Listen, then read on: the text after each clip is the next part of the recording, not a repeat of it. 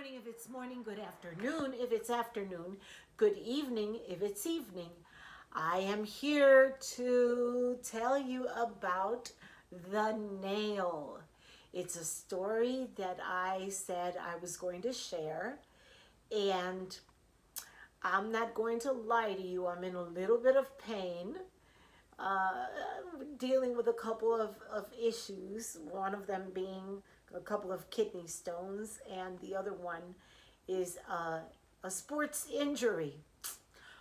Now, do I look like a person who would have a sports injury? I don't know. I'll leave that to you, for you to decide whether you believe it or not. But yep, I've got a sports injury. It turns out that leg curls and leg extensions are not that great if your knee is at a 90-degree angle. That's very important. I thought I'd share that with you because we want to get fit and we want to be healthy and all that, but it's very important to know that if we do the wrong exercise, we could get hurt. And that's what happened to me. Even though I had an evaluation at the fitness center by the fitness trainer, and the fitness trainer walked me through the machines, and it turns out that according to the orthopedic surgeon, the suggestions that I got from the fitness trainer were not good. Were not good. So be careful if you go to a gym, to a fitness center. Take direction with a grain of salt and consult with your doctor before you get injured. It turns out that walking is a high impact exercise. I was walking 2.8 miles almost every day when all this came about, and it turns out that walking is a high impact, I never heard of that walking is a high impact exercise. I don't know. I had the right shoes. It just so happens that that this happened. So we'll get over it, right? Because nothing lasts for 100 years. Okay, so now that we know why I've been MIA for a while, I'd like to tell you the story about the nail. And so here it goes. And while you listen to the story, I'd like you to think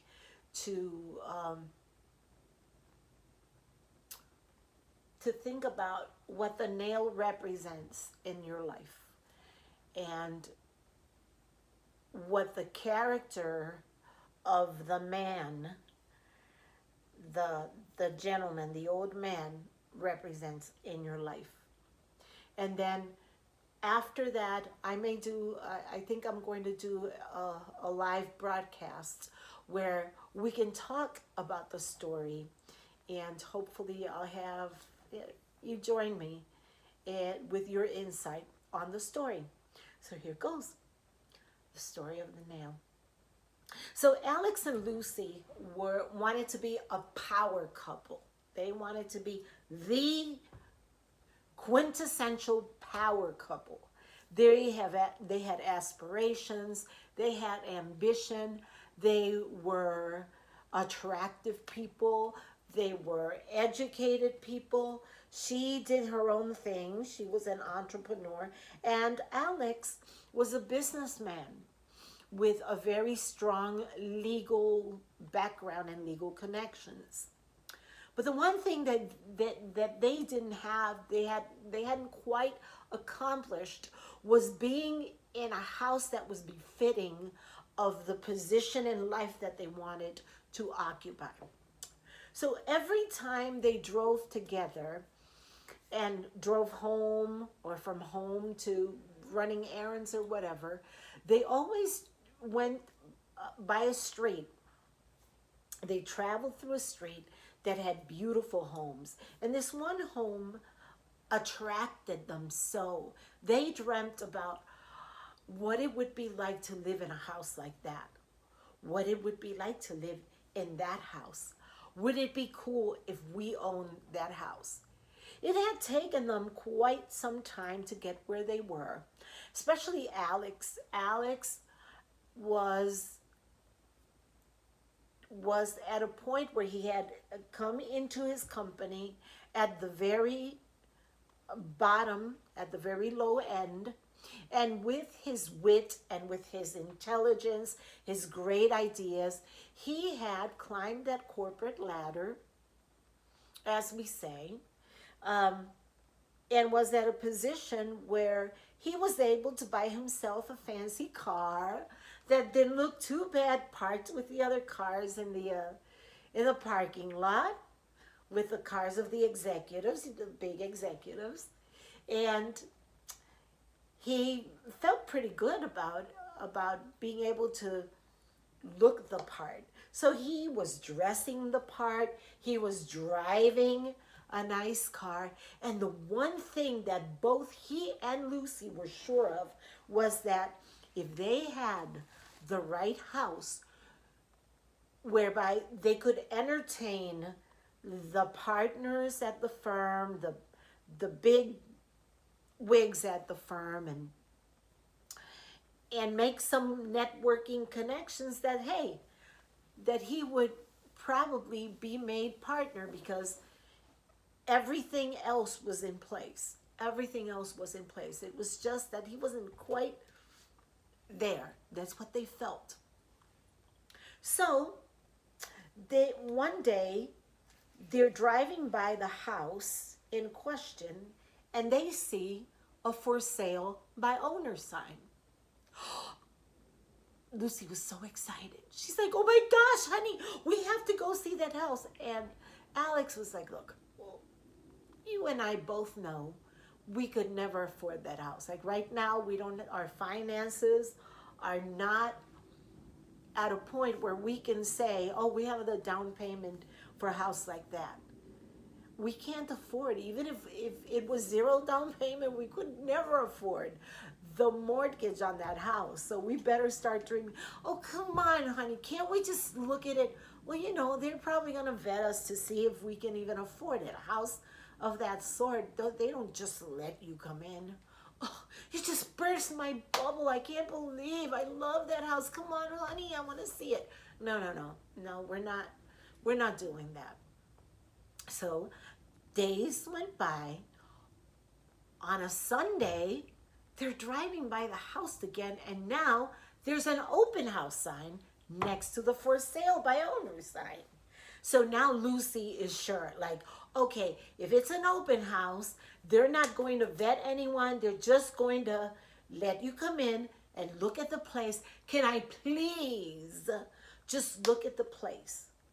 How can I add that to my visualizations, and how can I add that to my vision board if I cannot see what it's like inside? Well, Alex and Lucy, they had made their vision board, and frankly, a lot of the things on that vision board had been checked off. But it was that one elusive little thing that they hadn't been able to achieve yet. Can you imagine, honey, if a house like this, we could have the people in your firm come over. I'd invite them for dinner. Oh, their wives would be so jealous. They'd be green with envy. Oh my gosh, I can just imagine. So Alex loved his wife very much, and he felt like, it's no harm, right? We can go see the house. And she's right. How are we going to visualize what we want if we don't actually see what the house looks like on the inside? So they did that. They went in the house. They knocked at the door, and when Alex knocked, the door was ajar, so it opened. They walked in and didn't see anyone. So they figured that the owner was probably giving another family or another couple a tour of the house. And they decided, well, there's no harm in looking at least at the first floor, just looking around.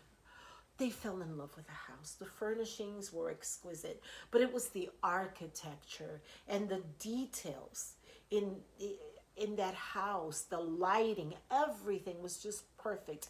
Everything spoke of opulence and finesse. And so the finer things in life that they so aspired to achieving. And so they walked around, didn't see anyone. There was a huge dining room, and Lucy just had visions in her head of those dinners that she would have. Why, she would even have them catered, she thought, so that she could just look her best and wear her best and not have to deal with serving and food and that kind of stuff. Her heart swelled with joy thinking of the things that they could do, the parties that they could host and all that. When Alex brought her out of her dreamland and said, okay, we better go because I don't know what's going on, but we better go. So as they were ready to leave, they see this old man who says, well, did you like the house?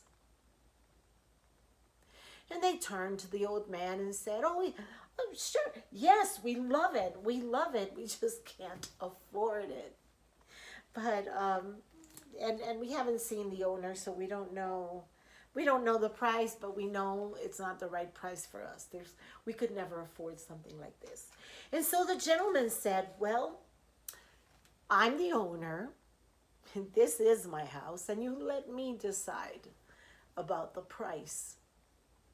How much money do you have? Alex thought that was a bit intrusive, since you don't go asking strangers about how much money they have. And really, they didn't have a lot of money, because Alex and Lucy spent a lot on appearances, but their savings weren't that stellar. They had about $10,000 in the bank. Alex and Lucy looked at each other, and Alex thinking,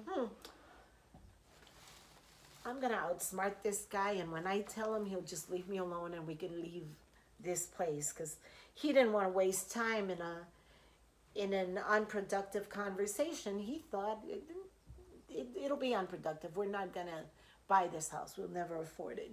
So he told the guy, we've got about $5,000 saved. The old man said, sold. You said what? I'm sorry, pardon me? Sold. Don't play with us, Lucy said. Please don't kid that way with us. We love this house and we've been admiring it for so many years, but that's very cruel to tell us it's impossible that with $5,000 down we could. Oh, but I didn't say $5,000 down. I said sold. Sold. But that's impossible. I've been looking for the right couple, for the right family to hand over my house for a long time. You see, I don't need the money.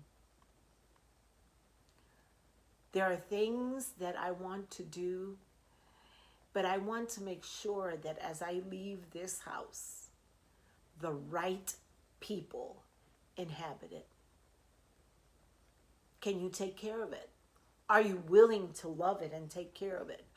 Oh, yes, of course, yes. That's a big yes. Then sold. If you'd like, we can meet back here tomorrow afternoon. I'll have my lawyers draw the contract, and you bring the money. I'll bring the keys, and I'll have the keys and the contract ready, and we'll make our deal. They couldn't believe what they were hearing. But before they left, the old man said, there will be one condition. And they're like, one condition? they thought, oh my gosh, what is this guy going to ask of us? He said, it will be in the contract. It's a very small, non-significant, insignificant condition, but you'll have to agree to it. I said,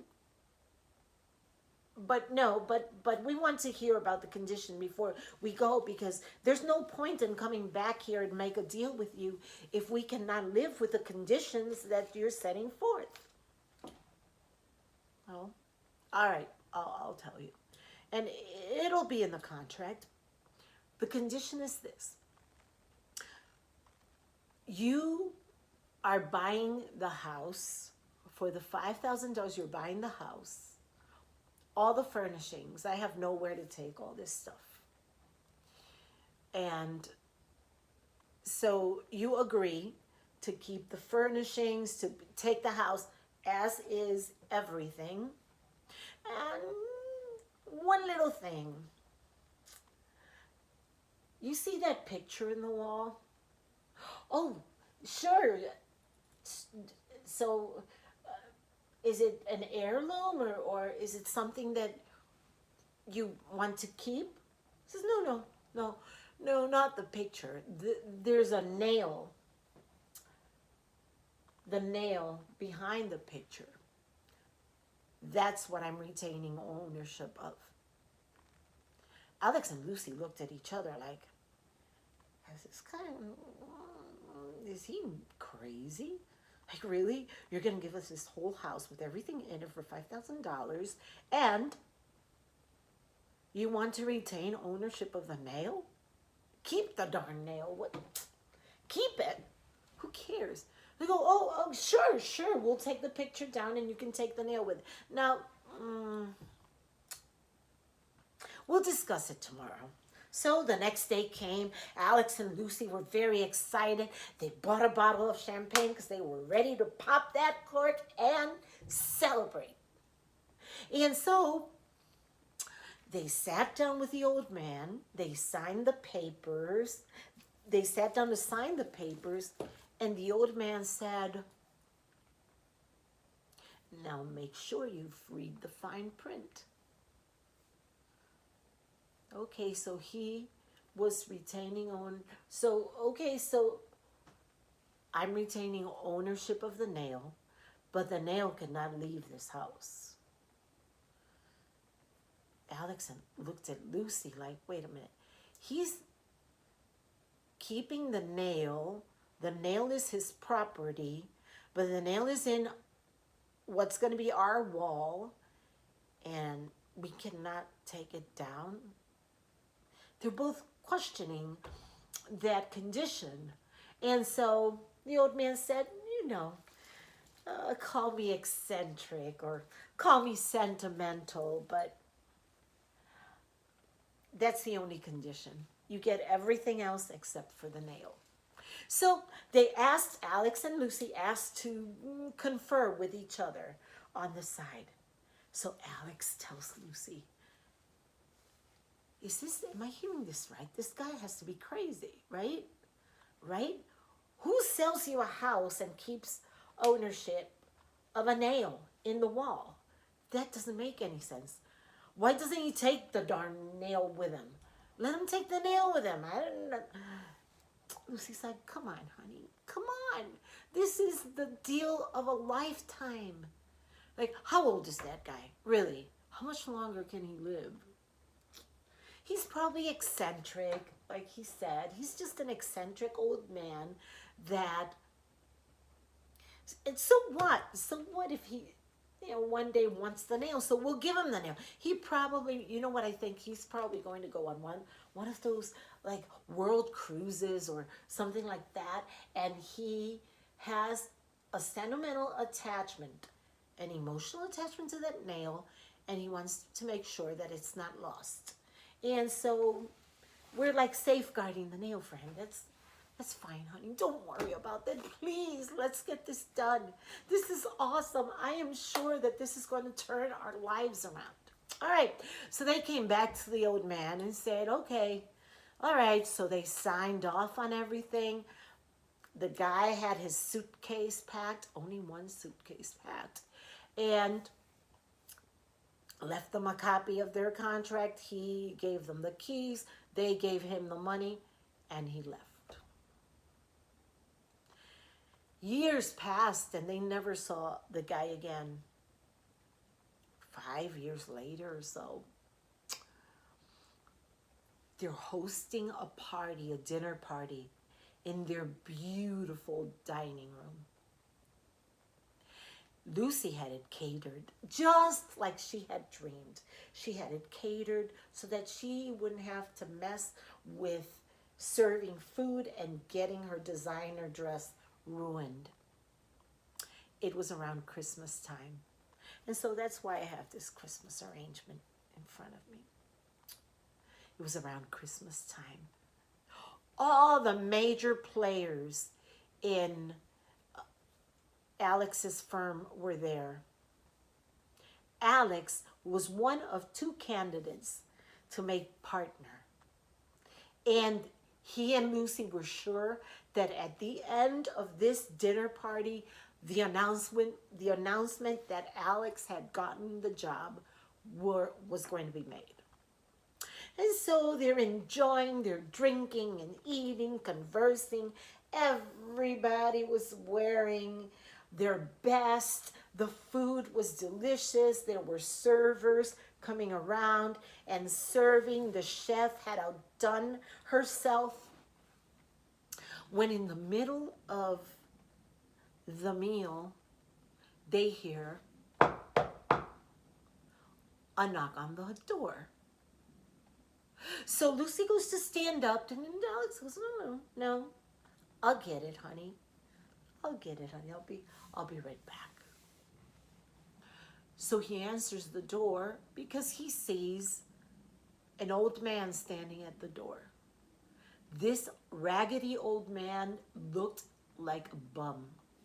Long, dirty beard, a dirty jacket that reeked of urine, crusty with all kinds of stains that Alex could not identify but knew were disgusting. The smell was more than off-putting. He saw things crawling up and down his jacket. But before he could utter a word, the man walked in, and Alex followed him into the dining room. He was in shock. He couldn't utter a word. He didn't understand what was going on. Immediately, the people seated at the table started to turn their heads and cover their noses because the stench that the man brought with him was unacceptable and was unbearable. He proceeded to walk up to that picture where that nail was, took the picture down,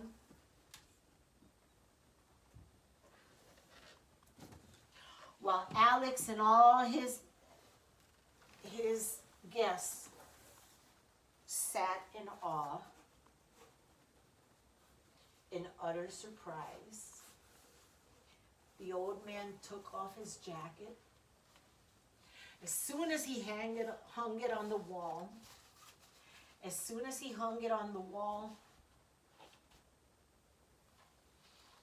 a line of roaches came out of the right pocket. You could almost see the odor, like a cloud of odor coming from the jacket. Finally, Alex was able to utter a word and said, "Are you crazy? What are you doing? Do you not see that I have guests? And who are you?" Well, the man turned around and said to Alex, "Oh, but you don't know me." You really don't recognize me? And all of a sudden, it all came back. Yes, the old man didn't look like the rich old man who had sold them the house. This guy looked like he had been to hell and back, that he had been living on the streets for years. Alex didn't understand what he was seeing, but he did know that behind that gray hair and that long, messy beard was the face of the man who had sold him the house.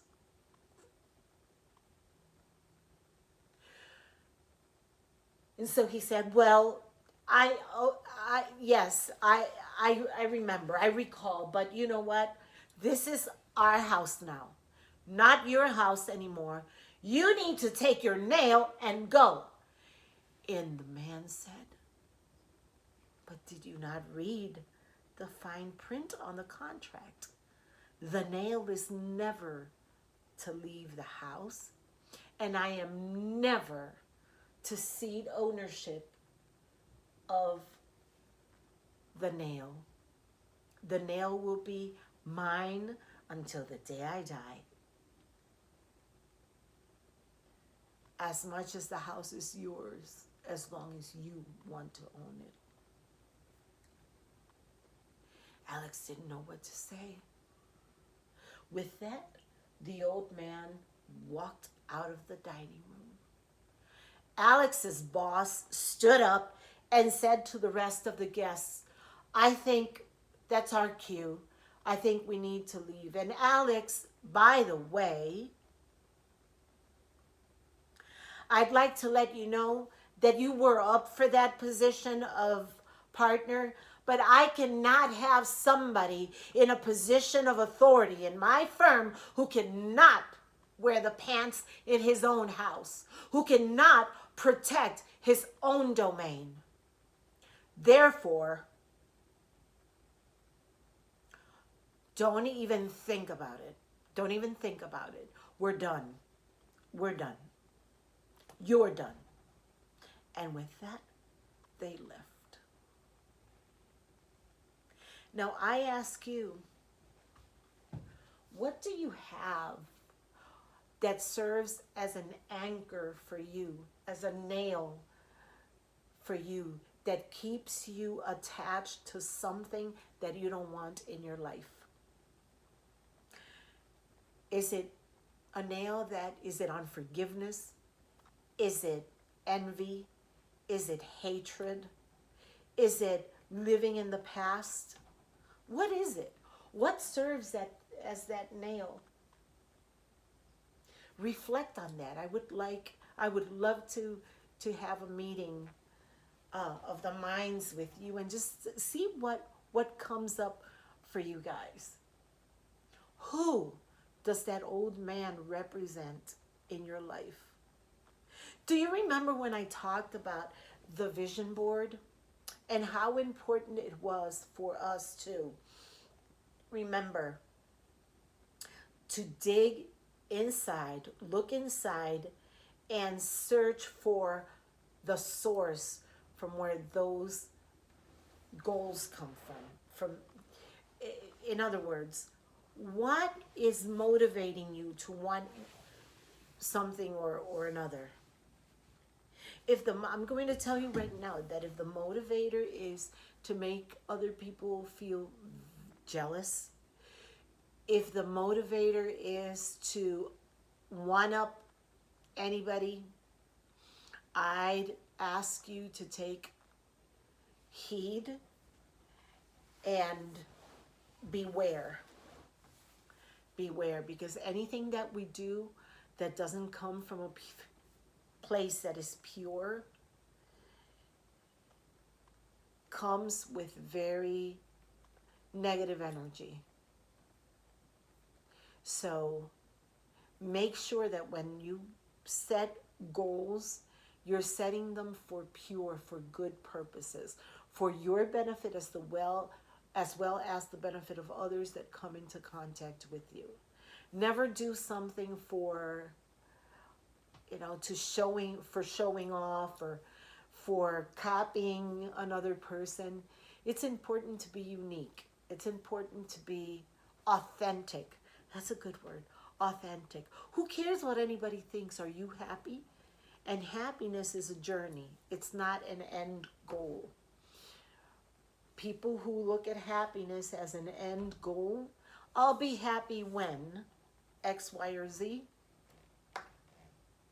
frequently leave this life without ever experiencing happiness because they don't know what it is. They're putting happiness in a goal. I've made that mistake in the past. I'll be happy when. But the truth is that once you get whatever the goal was, whatever it was, you attained it, then you find out that, so yeah, it's not all it's cracked up to be, right? So we have to make sure that our goals, that our wants, our desires are coming from a pure place, from a good place, and not from a place that is meant to harm anyone in any way. I know this video is long. Take your time watching it. And that's the story of a nail, of the nail. What does the nail represent in your life? And do you have anybody who represents that old man? Events, temptations, people showing you a facade that is hiding something sinister, or not necessarily sinister, but that is not for your highest and best. Think about that. There's a lesson in this story. Love you all. Thanks for watching, and remember, let that divine light that is in you shine wherever you are.